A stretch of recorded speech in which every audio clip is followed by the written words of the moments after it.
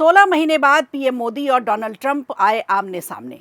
कल तक जो तस्वीरें आ रही थी उसमें वो गर्मजोशी दिखाई नहीं दे रही जो पहले हुआ करती थी। पिछले कुछ महीनों में दोनों देशों के बीच कई मुद्दों पर मतभेद देखने को मिले, तो अब दुनिया भर की नज़र ट्रंप और मोदी की मुलाकात पर है। सवाल ये है कि क्या फिर लौट पाएंगे पुरानी दोस्ती के दिन, या तल्खियों के साए में चलेगा रिश्ता? क्या हैंडशेक से आगे बढ़ेंगे दोनों नेता? कुछ ऐसे ही सवाल हैं जिनके जवाब आज तलाशने की कोशिश करेंगे।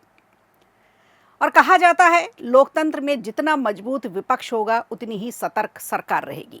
बंगाल चुनाव के बाद सिर्फ टीएमसी ही कमजोर नहीं हुई, पूरे विपक्ष में भगदड़ मची हुई है।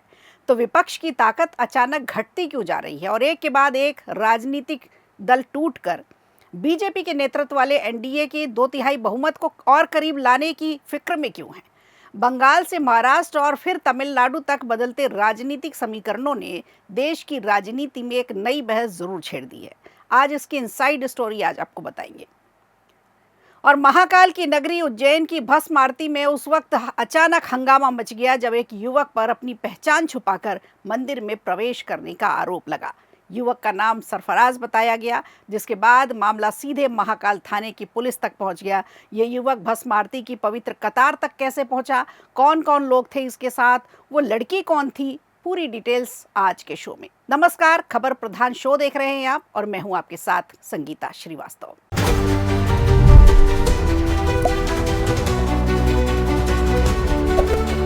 फ्रांस में आयोजित G7 समिट के दौरान प्रधानमंत्री नरेंद्र मोदी और अमेरिकी राष्ट्रपति डोनाल्ड ट्रंप की अहम द्विपक्षीय बैठक होने जा रही है। करीब 16 माह बाद दोनों नेता आमने सामने बैठेंगे। इस मुलाकात में व्यापार पर बात होगी, ऊर्जा सुरक्षा, रक्षा सहयोग, पश्चिमी एशिया का जो संकट है, समुद्री सुरक्षा जैसे कई अहम मुद्दे हैं जिन पर चर्चा होने की संभावना जताई जा रही है। सबसे ताज़ा मामला जिस पर हम भारतीय भी जवाब चाहते हैं, अमेरिकी सैन्य कार्रवाई में 3 भारतीय नाविकों की मौत का है। ये घटना भारत के लिए बेहद संवेदनशील है और हम भारतीयों के सम्मान से जुड़ी है। भारत के विदेश मंत्री पहले ही इस मामले पर अमेरिका को अपना कड़ा विरोध जता चुके हैं। प्रधानमंत्री नरेंद्र मोदी ने G7 सम्मेलन में अपने संबोधन के दौरान भी इस मुद्दे को उठाया था। 3 भारतीय नाविकों की मौत के बारे में उन्होंने कड़ा रुख अपनाया और समुद्री सुरक्षा को लेकर भी अपनी चिंता जताई। अब माना यह जा रहा है कि आज दोनों के साथ होने वाली बैठक में ये मुद्दा प्रमुखता से उठ सकता है। इसके अलावा व्यापार और टैरिफ का मुद्दा भी दोनों देशों के बीच लंबे समय से चर्चा का विषय रहा। ट्रंप प्रशासन ने अमेरिका फर्स्ट नीति के तहत कई देशों पर आयात शुल्क बढ़ाया। भारत को भी उन देशों में शामिल किया गया जिन पर ज़्यादा टैरिफ लगाने की बात कही गई थी। कृषि, डेयरी, ई कॉमर्स और डिजिटल सेवाओं को लेकर भी दोनों देशों के बीच मतभेद बने रहे। हालांकि हाल के दिनों में व्यापार समझौते को लेकर थोड़ी बहुत बातचीत आगे बढ़ी, जिससे रिश्तों में थोड़ा नरमी दिखाई दी। रूस के साथ भारत के रिश्ते भी अमेरिका को रास नहीं आए। यूक्रेन युद्ध शुरू होने के बाद पश्चिमी देशों ने रूस पर कई तरह के प्रतिबंध लगाए, लेकिन भारत ने अपनी ऊर्जा ज़रूरतों को ध्यान में रखते हुए रूस से तेल खरीदना जारी रखा। अमेरिका ने इस पर असंतोष जरूर जताया, लेकिन भारत ने हमेशा अपनी रणनीतिक स्वतंत्रता की नीति पर ही काम किया। भारत पाकिस्तान से जुड़ा मुद्दा भी दोनों देशों के बीच तल्खी का कारण रहा। ऑपरेशन सिंदूर के बाद डोनाल्ड ट्रंप ने कई बार दावा किया कि उन्होंने भारत और पाकिस्तान के बीच सीज़फायर कराया। हालांकि भारत ने इस दावे को कभी भी स्वीकार नहीं किया। पाकिस्तान को लेकर अमेरिका की नीति पर भी भारत की नज़र रही। भारत में ये धारणा बनी कि ट्रंप प्रशासन के कुछ कदम पाकिस्तान को फिर से रणनीतिक महत्व देने की कोशिश कर रहे हैं। इससे आतंकवाद और क्षेत्रीय सुरक्षा को लेकर भारत की चिंताएं जरूरी भी हैं। इसी बीच एक और बड़ा घटनाक्रम सामने आया है। अमेरिका ने करीब 8 साल बाद एक बड़ा फैसला लिया है, जिसमें यूएस इंडो पैसिफिक कमांड को नाम बदलकर अब फिर से यूएस पैसिफिक कमांड कर दिया है। इस फैसले को रणनीतिक नजरिए से भी काफी अहम माना जा रहा है और इस पर भी अंतर्राष्ट्रीय स्तर पर चर्चा हो रही है। यही वजह है कि अब एक बार फिर दुनिया की नज़र इस मुलाकात पर टिकी हुई है। फिलहाल G7 समिट में होने वाले मोदी ट्रंप की मुलाकात वैश्विक राजनीति का सबसे चर्चित बैठकों में से एक मानी जा रही है।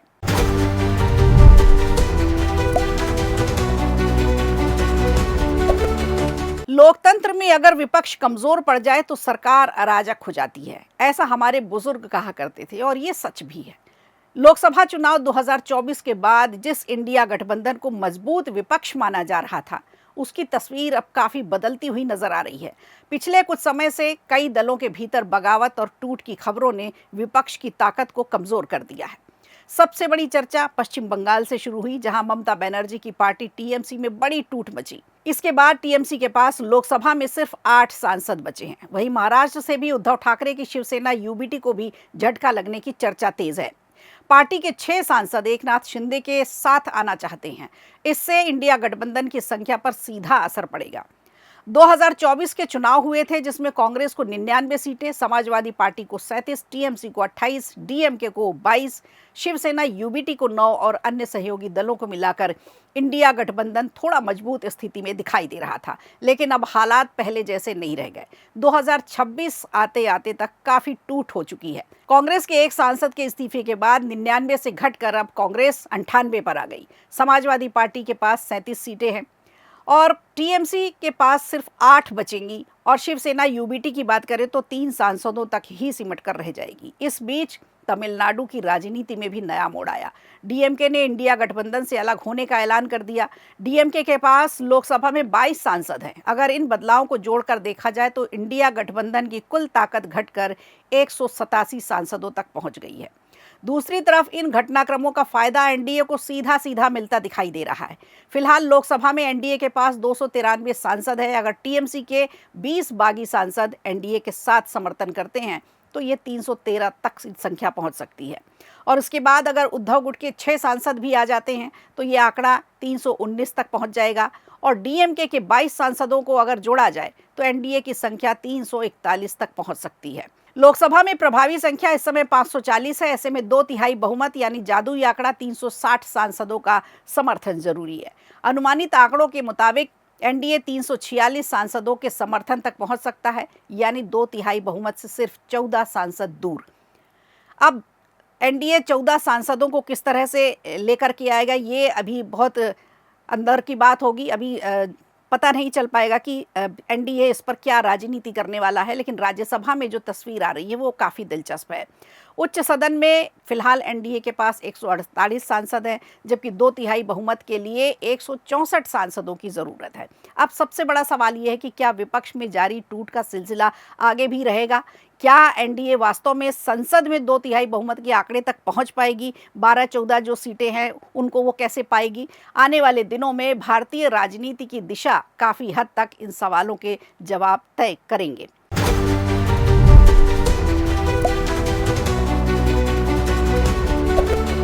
और उज्जैन से बड़ी खबर आई है। प्रसिद्ध महाकाल मंदिर में आज उस समय अफरा तफरी मच गई जब एक युवक पर पहचान छुपाकर भस्म आरती में शामिल होने का आरोप लगा। सरफराज नाम का ये युवक अपने साथ एक हिंदू लड़की को लेकर उज्जैन आया था और महाकाल मंदिर में दर्शन करने पहुंचा।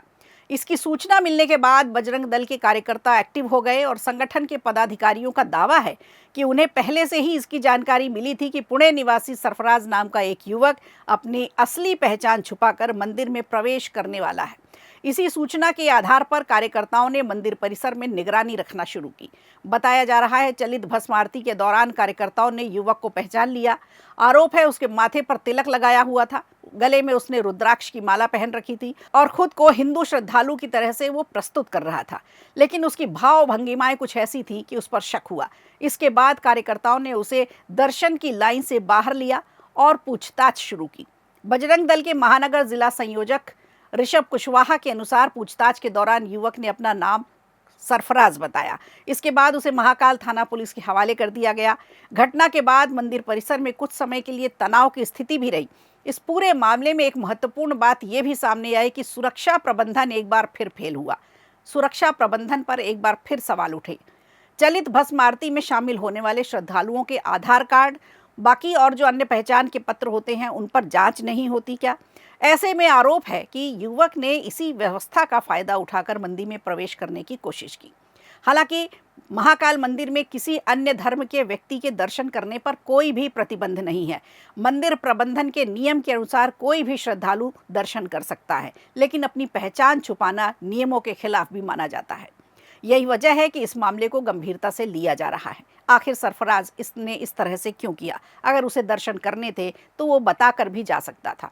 अब पुलिस कई अहम सवालों के जवाब तलाश रही है। पुलिस ये भी पता लगाने की कोशिश कर रही है कि युवक उज्जैन क्यों आया था, उसके साथ मौजूद युवती कौन है, उसने अपनी पहचान छुपाने की कोशिश क्यों की और उसके पीछे उसका वास्तविक उद्देश्य क्या था। फिलहाल युवक पुलिस की निगरानी में है, पूछताछ जारी है, मामले की जांच की जा रही है। अब सबकी नज़र इस बात पर है कि पुलिस जांच के बाद आगे क्या खुलासा करती है और क्या मामले में कोई नई जानकारी सामने आती है।